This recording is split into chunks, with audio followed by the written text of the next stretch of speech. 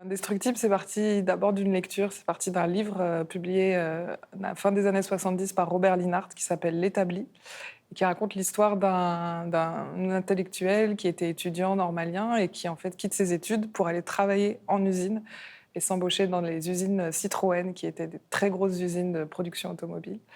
Et on a voulu, en lisant son livre, raconter l'histoire non seulement de ces établis sont partis de leurs études pour mener la révolution par conviction politique aux côtés des ouvriers dans ces usines, mais aussi on a voulu raconter surtout les rencontres qu'ils y font avec les ouvriers immigrés, qui étaient une très grosse partie de l'effectif de ces usines à cette époque-là.